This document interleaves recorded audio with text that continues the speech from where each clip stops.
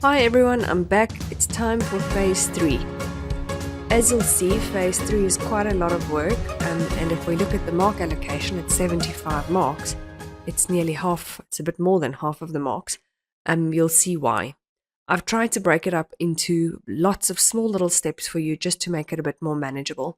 You'll see that fortunately we've done quite a bit of the work in phase 1 already, so hopefully it's not too much work. Let's get started. So first off, we need to take your report from phase 2, so the word report, right click, copy, and go and paste it in phase 3. Okay, and then you can rename it something like final report or something like that, whatever you want. Okay. We have to start off with the introduction. I'm not going to do it exactly in the order that they say over here. I'm going to start off with the introduction. Now you'll see we need to state the problem, what the problem is, the purpose, what your purpose was with the investigation, and what was your focus, or which aspects did you investigate. Now this sounds familiar, doesn't it? If it does, that is good, because that is what you've already done in the task definition. Okay, so we can just adapt the task definition and change that into your introduction. So first we have to do some deletions. We're going to delete the heading task definition. We are going to delete the last 3 questions.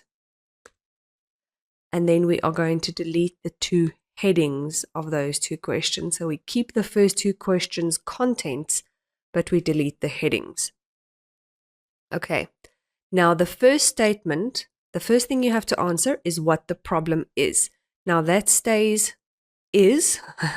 current because it's still a current problem. Okay, so whatever your problem is that you investigated, the current problem with online shopping is whatever that is that you've written.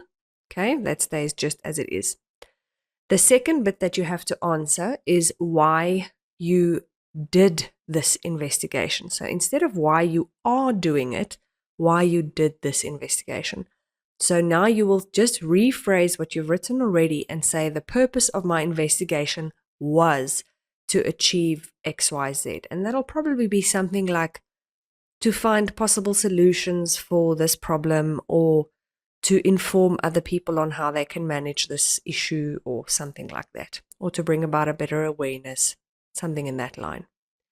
Okay, and then the third thing you have to write is about the focus of your investigation, or the aspects that you will investigate.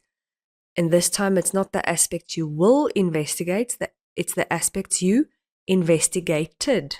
Okay, so the focus of your investigation was XYZ. What did you investigate? So this will be the headings that you used in this addendum, question and sources table. What was the headings that you ended up using? So it was probably something like everything about, or definitions, or finding balance, or the dangers about this specific topic. Okay, so you just have to expand a little bit more on that, and you just say, my investigation focused on the following topics or the following areas, but you write it in the past tense because you've already done the investigation. Okay.